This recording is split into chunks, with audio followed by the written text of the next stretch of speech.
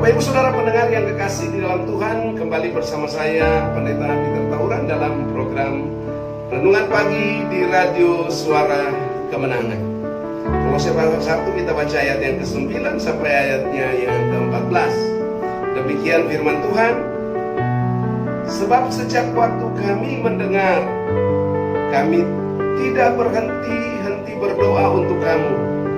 Kami meminta supaya kamu menerima segala hikmat dan pengertian yang benar untuk mengetahui kehendak Tuhan dengan sempurna, sehingga hidupmu layak di hadapannya, serta berkenan kepadanya dalam segala hal, dan kamu memberi buah dalam segala pekerjaan yang baik, dan bertumbuh dalam pengetahuan yang benar tentang Allah, dikuatkan dengan segala kekuatan oleh kuasa kemuliaannya, untuk menanggung segala sesuatu dengan tekun dan sabar, dan mengucap syukur dengan sukacita kepada Bapa yang melayakkan kamu untuk mendapat bagian dalam apa yang telah ditentukannya untuk orang-orang kudus di dalam kerajaannya yang terang. Ia telah melepaskan kita dari kuasa kegelapan dan memindahkan kita ke dalam kerajaan anaknya yang kekasih. Di dalam Dia kita memiliki penebusan kita, yaitu pengampunan dosa.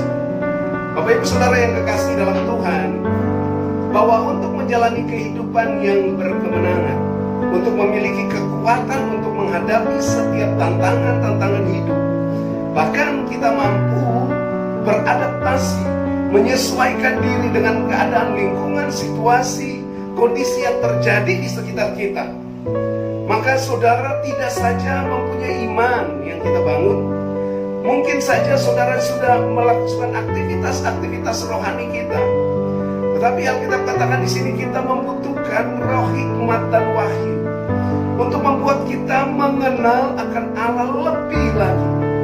Tingkat pengenalan kita kepada Tuhan, pengenalan kita akan Allah harus terus mengalami progres. Dari waktu ke waktu kita terus berusaha untuk mengenal Dia lebih dalam. Tingkat pengenalan kita akan Tuhan tidak pernah bisa dibatasi. Saudaraku yang kekasih dalam Tuhan, kekuatan kemuliaan Tuhan begitu luas, begitu dalam, begitu tinggi, tidak bisa diselami dengan akal manusia kita. Karena itu kita perlu roh hikmat dan wahyu untuk menjalani keadaan hidup hari-hari ini.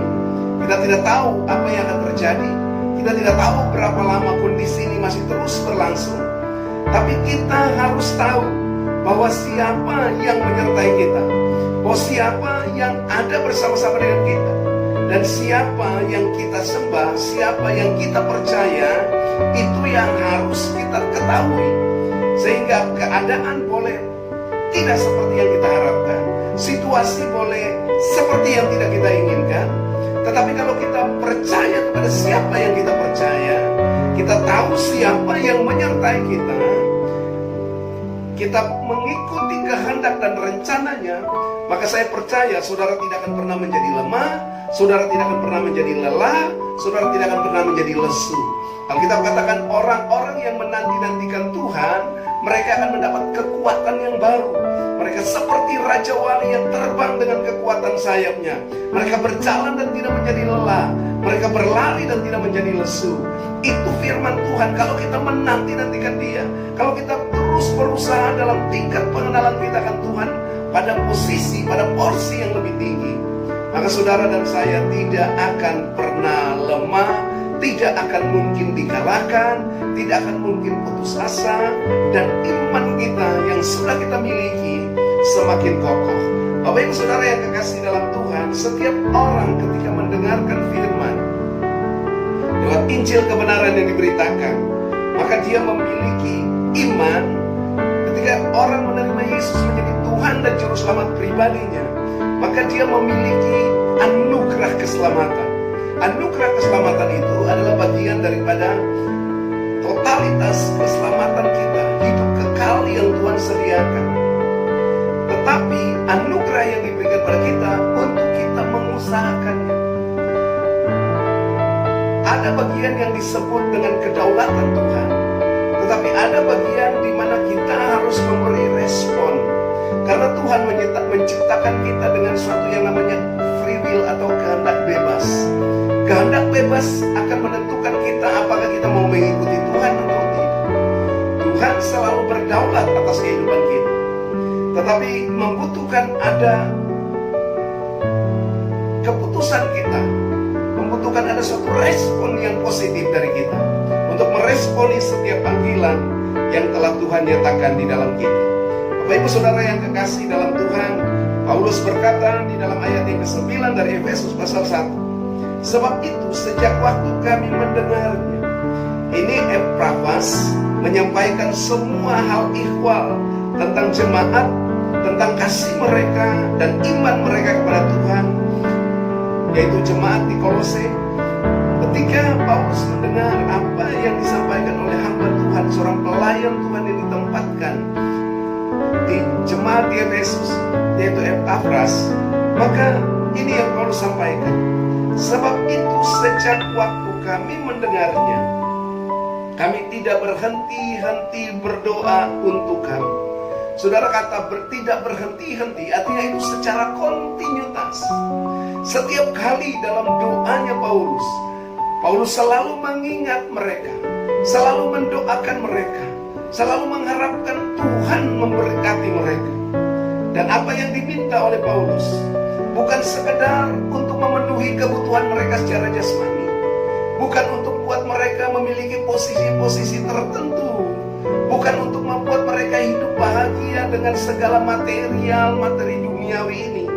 Tetapi ini yang dia doakan, yaitu yang dia minta adalah supaya jemaat, supaya anak-anak rohaninya yang ada di Kolose memiliki roh hikmat dan wahyu.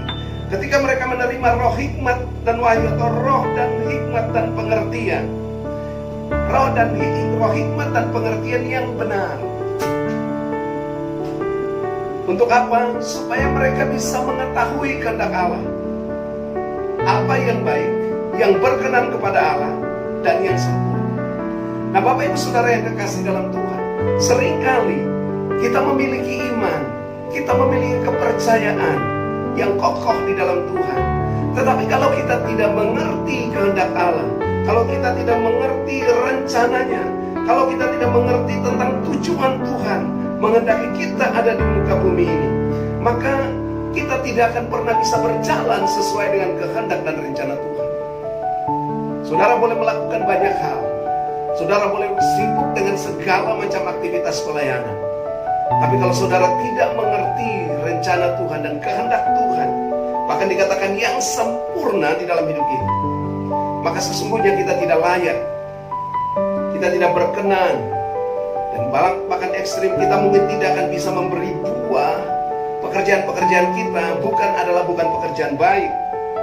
Bahkan kita tidak memiliki yang namanya pertumbuhan rohani yang maksimal. Bapak Ibu Saudara, dikatakan di ayat yang ke-10, sehingga hidupmu layak di hadapannya, berkenan kepadanya dalam segala hal, dan kamu memberi buah dalam segala pekerjaan yang baik, bertumbuh dalam pengetahuan yang benar tentang Allah. Nah, seringkali kita melakukan berbagai aktivitas, pelayanan, pekerjaan, tapi kita jadi lelah. Bahkan kita tidak sedikit yang bersungut-sungut mengeluh, bahkan komplain dan protes sama Tuhan. Ketika kita melayani Tuhan, melakukan banyak aktivitas pelayanan, aktivitas agamawi kita, tetapi ketika kita menghadapi tantangan, menghadapi pergumulan, tidak sedikit kita mengeluh, kita protes. Kita katakan, Tuhan, bukankah saya sudah melayani Engkau? Kenapa saya harus begini? Kenapa saya harus begitu? Lalu saudara mengerti rencana Tuhan, mengerti kehendak Tuhan, tahu apa yang berkenan kepadanya, maka saudara tidak akan komplain, tidak akan protes. Saudara dan saya akan menjalani hari-hari hidup kita, apapun keadaannya, apapun situasinya. Saudara dan saya pasti bisa berkemenangan, pasti bisa berjalan melakukan pekerjaan-pekerjaan yang baik. Saudara dan saya pasti layak di hadapan Tuhan. Sekali lagi, orang yang layak bukan saja karena dia sudah memiliki iman, bukan saja karena dia sudah melakukan aktivitas pelayanan, bukan saja karena dia sibuk menolong banyak orang, melakukan bakti sosial dan sebagainya. hal yang demikian. Mereka berbuat baik, mereka memberi bantuan, mereka memberi sumbangan. Bahkan demi kemanusiaan mereka bisa melakukan apa saja. Tetapi orang-orang yang di dalam Kristus, akan izinkan saya membaca dari ayat yang pertama. Paulus menulis di sini ayat yang ketiga. Paulus menulis, kami selalu mengucap syukur kepada Allah Bapa Tuhan kita Yesus Kristus setiap kali kami berdoa untuk kamu, karena kami telah mendengar tentang iman-Mu dalam Kristus Yesus dan tentang kasih-Mu terhadap semua orang kudus. Artinya Paulus katakan di situ bahwa jemaat atau orang-orang percaya, anak-anak rohaninya di Kolose itu adalah orang-orang yang punya iman di dalam Kristus, orang-orang yang percaya kepada Kristus, kepada Yesus, orang-orang yang telah melakukan aktivitas-aktivitas pelayanan kasih. Dikatakan tentang kasih-Mu terhadap semua orang kudus. Artinya aktivitas mereka melayani tanpa pamrih. Mereka melakukan sesuatu pelayanan kepada orang-orang kudus di sana, tidak mengeluh, tidak bersungut-sungut. Oh, ini sudah sesuatu yang luar biasa. Ayat 15, oleh karena pengharapan yang disediakan bagi kamu di surga. Tentang pengharapan itu telah lebih dahulu kamu dengar dalam firman kebenaran, yaitu Injil. Nah, Bapak Ibu Saudara yang kekasih, iman yang kita miliki, aktivitas pelayanan yang kita miliki tidak cukup untuk menentukan bahwa kita sudah bertumbuh, tidak cukup menentukan bahwa kita sudah dewasa, tidak cukup bahwa kita sudah disebut sebagai orang yang layak di hadapan Tuhan. Tetapi ini yang penting, yaitu kita harus terus meminta hikmat dan pengertian, wisdom and understanding. Hikmat dan wahyu akan membuat kita mengerti, mengenal Tuhan dengan benar. Dikatakan bahwa kita akan mengetahui kehendak Tuhan dengan sempurna, sehingga hidup kita layak di hadapannya, berkenan kepadanya dalam segala hal. Ada banyak hal yang kita lakukan, tapi seringkali itu tidak berkenan kepada Tuhan. Tapi kalau saudara mempunyai hikmat dari Tuhan, maka apapun yang saudara lakukan itu pasti berkenan. Nah, Bapak Ibu Saudara yang kekasih, kalau beberapa hari ini kita berbicara tentang bagaimana kita bisa berkemenangan menghadapi segala keadaan dan situasi, kita sudah tahu bahwa manusia memiliki kemampuan untuk beradaptasi dengan keadaan, dengan alam, dengan lingkungan di mana dia ada, itu sangat tinggi, melebihi semua makhluk yang ada di muka bumi ini. Kita mulai melihat ada banyak makhluk-makhluk hidup yang lain, hewan, tumbuhan punah, jenis-jenisnya sudah tidak ditemukan lagi di muka bumi ini. Tetapi manusia masih tetap ada sampai sekarang. Kenapa? Karena manusia diciptakan serupa dan segambar dengan Allah. Ada potensi-potensi yang luar biasa yang disediakan Allah di dalam kehidupan manusia. Karena itu untuk mengaktifasi semua potensi yang ada di dalam kita yang sudah ditanamkan oleh Tuhan, bahkan sejak kita di dalam kandungan ibu. Alkitab katakan bahwa Dia yang membentuk kita, yang menenun kita di dalam rahim ibu kita. Kita sudah direkam di bagian bumi yang paling bawah. Artinya, kalau Bapak Ibu mengerti kata rekam itu, dalam pengertian misalnya saya sudah tidak melakukan siaran langsung, tetapi saya melakukan recording ketika saya siaran. Nah, kalau ada kata-kata yang salah, ada ucapan-ucapan yang tidak tepat, saya punya kemampuan untuk mengeditnya kembali. Ada bagian-bagian yang saya harus potong, yang saya harus hapus, gitu ya. Sehingga tidak mungkin salah, gitu ya. Kedengarannya juga pasti baik. Lain dengan apa yang kita lakukan secara live. Secara live kita tidak bisa potong, kita tidak, perkataan yang salah kita tidak bisa menariknya kembali. Nah, kalau Tuhan sudah merekam kita dan waktu Dia tayangkan itu kembali, maka dikatakan Tuhan itu sudah merekam kita di kekekalan. Ya, dalam rahim ibu kita Dia sudah menulis, dan dikatakan Dia sudah menulis segala sesuatu tentang kehidupan kita. Biasanya sinetron atau film-film itu diangkat dari sebuah kisah, sebuah novel, sebuah cerita yang sudah ditulis, lalu kemudian diperagakan dalam bentuk sesuatu yang bergerak, yang hidup. Nah, Tuhan sudah merancang semua tentang hidup kita, dan Dia sudah bahkan dikatakan bahwa Dia sudah menulis dalam kitabnya hari-hari yang akan kita lalui sebelum semuanya terjadi. Jadi Bapak Ibu Saudara dengar, hidupmu sudah ditulis oleh Tuhan. Hidupmu dari awal sampai akhir sudah didesain dan tidak akan pernah salah. Hidupmu dari awal sampai akhir sudah dirancang oleh Tuhan. Dan rancangan Tuhan adalah rancangan yang baik, bukan rancangan kecelakaan, tetapi rancangan yang membawa kita kepada hari depan yang penuh harapan. Rancangan Tuhan itu indah adanya. Rancangan itu sudah ditulis di dalam kekekalan, dan yang di dalam kekekalan itu sudah final. Tidak ada lagi perubahan. Dari awal sampai akhir Tuhan sudah selesai. Tetapi untuk masuk ke dalam alam waktu ini, maka membutuhkan setiap proses. Dan ketika saudara mengalami proses, jangan saudara protes, jangan saudara komplain, jangan saudara marah-marah. Kenapa? Karena jalan hidupmu sudah didesain sedemikian rupa. Ketika kau meresponinya dengan tepat, engkau memberi respon dengan baik, maka saudara akan mengalami anugerah yang lebih luar biasa. Semakin saudara komplain, protes, dan ngomel berlama-lama dengan mencari jalanmu sendiri, maka proses itu juga akan semakin panjang saudara jalan. Dan inilah tips bagaimana saudara bisa menghadapi proses sehingga begitu cepat saja berlalu dari hidup kita. Maka saudara harus berlama-lama di dalam hadirat Tuhan. Kalau saudara berlama-lama dalam hadirat Tuhan, maka masalah yang saudara hadapi itu akan segera cepat meninggalkan saudara, atau cepat saudara melalui setiap tantangan itu. Tapi kalau saudara hanya dengar firman, kau terlalu lama marah, tidak mau berlama-lama dalam hadirat Tuhan, maka saudara akan semakin berlama-lama di dalam penderitaan. Saudara semakin berlama-lama di dalam setiap proses pencobaan yang saudara alami. Ini yang harus kita bangun dalam hidup kita. Dan Bapak Ibu Saudara yang dikasih dalam Tuhan, Tuhan selalu merindukan kita mengenal Dia pada tingkat yang lebih dalam. Tuhan tidak pernah tertutup. Tuhan tidak pernah membatasi dirinya untuk kita mengenal Dia. Dia Allah yang tidak berubah.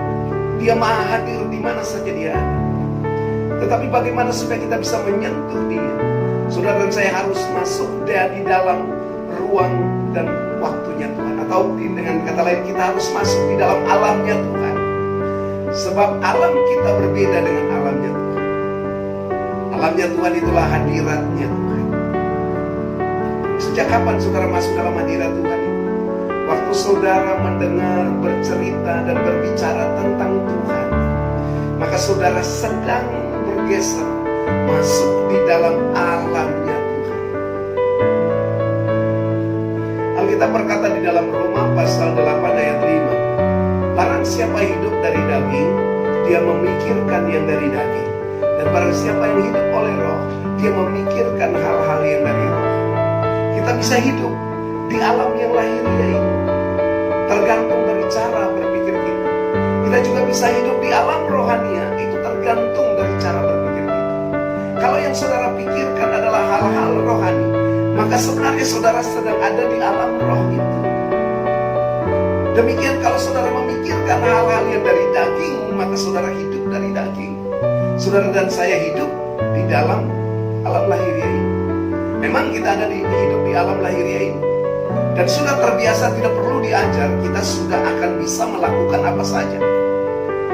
Tetapi untuk kita hidup di alam rohani, maka kita membutuhkan pola pikir kita yang terus diperbaharui untuk mengalami anugerah yang lebih dahsyat, yang lebih besar dalam Tuhan. Bapak Ibu Saudara yang kekasih dalam Tuhan, ayat yang ke-11 dalam Kolose pasal 1 dikatakan di sana, kalau kita mengenal Allah dengan benar, kita kita akan bertumbuh dalam pengetahuan yang benar tentang Allah, dan dikuatkan dengan segala kekuatan oleh kuasa kemuliaan-Nya untuk menanggung segala sesuatu dengan tekun dan sabar. Kenapa saudara tidak bisa sabar menghadapi tantangan? Kenapa saudara dan saya tidak bisa tekun dalam menjalani hari-hari hidup kita yang telah Tuhan tetapkan atas kita di masa-masa yang sukar ini? Karena kita kekurangan hikmat dan pengertian. Karena itu Paulus berdoa, aku minta supaya mereka menerima hikmat dan pengertian. Kalau di Efesus, kalau di Efesus dikatakan roh hikmat dan wahyu untuk mengenal Tuhan dengan benar. Nah, Bapak Ibu Saudara yang kekasih, kita akan dikuatkan dengan kuasa kemuliaan Tuhan. Ingat bahwa kemuliaan Tuhan, the glory of God, bukan saja seperti sesuatu yang cahaya kemuliaan yang menyilaukan. Kemuliaan Tuhan itu yang seperti kita hanya dalam, tidak. Kemuliaan Tuhan itu juga disebut dengan kebaikan Tuhan, dengan kasih Tuhan, dengan anugerah yang membuat kita bisa kuat menghadapi semua tantangan, bisa kuat menghadapi setiap persoalan. Itulah kemuliaan. Jadi kalau saudara mencari kemuliaan Tuhan, saudara rindu memandang kemuliaan Tuhan, saudara sedang memandang kekuatan.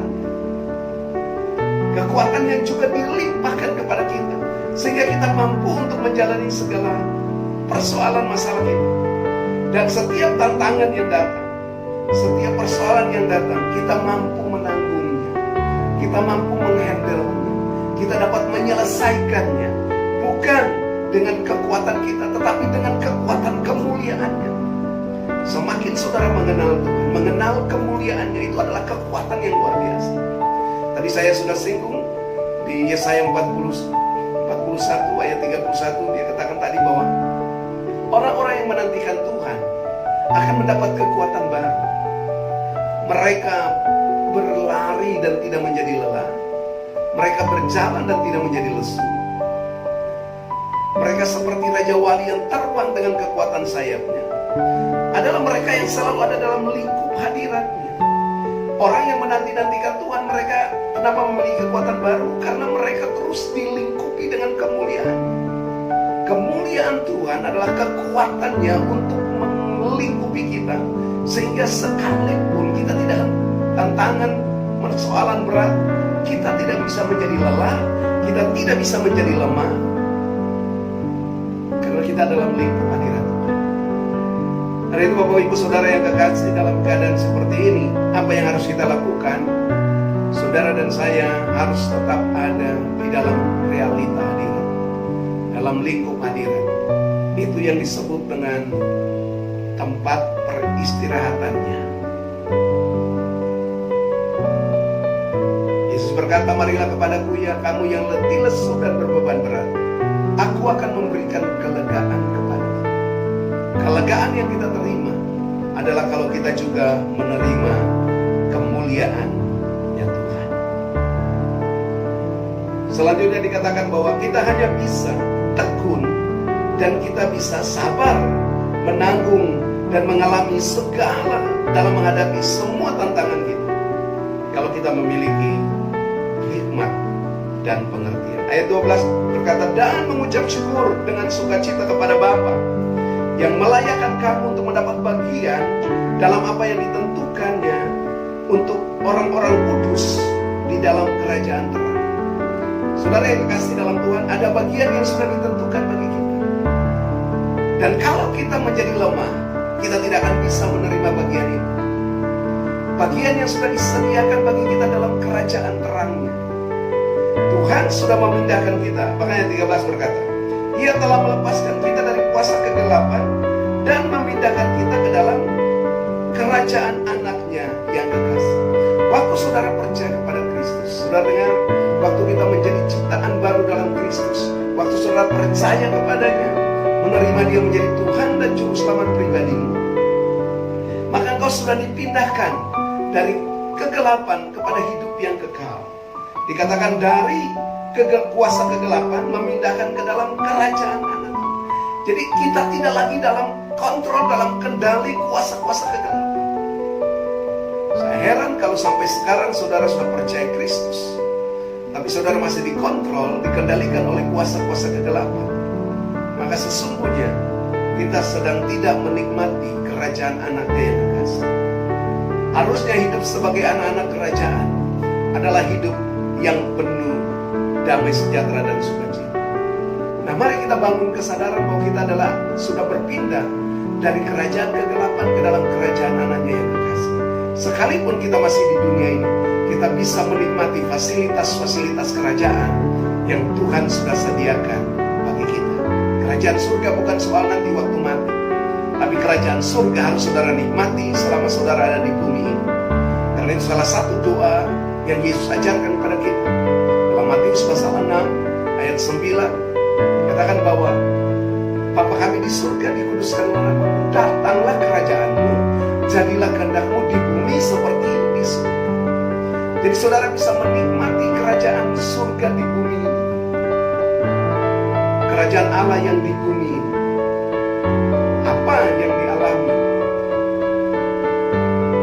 bukan nanti waktu kita mati, tetapi waktu kita ada di bumi kita sudah bisa menikmati kerajaan surga. Kalau ayat yang ke-14 dikatakan di dalam Dia kita memiliki penebusan, yaitu pengampunan dosa. Sekali lagi Bapak Ibu Saudara, jangan menganggap bahwa kita adalah orang berdosa. Waktu saudara sudah ditebus, saudara bukan lagi orang berdosa, tapi saudara adalah umat tebusan. Kenapa? Karena Yesus sudah mati di kayu salib bagi kita. Karena kalau saudara menyebut diri saudara orang berdosa, maka saudara sedang menghina karya Kristus, karya penebusan yang ajaib itu, yang telah mencurahkan darahnya bagi kita. Itu bukan orang-orang berhikmat, tapi orang yang berhikmat menyadari bahwa kita sudah menerima, memiliki penebusan, yaitu pengampunan dosa kita. Karena itu jangan lagi hidup sebagai orang berdosa, jangan lagi hidup di dalam dosa, tapi kita sebagai orang-orang yang sudah ditebus harus membayar penebusan itu dengan hidup benar di hadapan Tuhan. Itu saja membuat kita bisa berkemenangan dalam hari-hari hidup kita. Kiranya firman Tuhan pagi ini bisa menguatkan Bapak Ibu Saudara semua, dan selalu memberikan hikmat untuk kita mengenal Tuhan dengan sempurna, sehingga hidup kita layak di hadapan Tuhan, berkenan kepadanya, dan kita bisa menghasilkan buah-buah kehidupan yang bisa dinikmati oleh banyak orang. Tuhan memberkati saudara dan memberkati firman.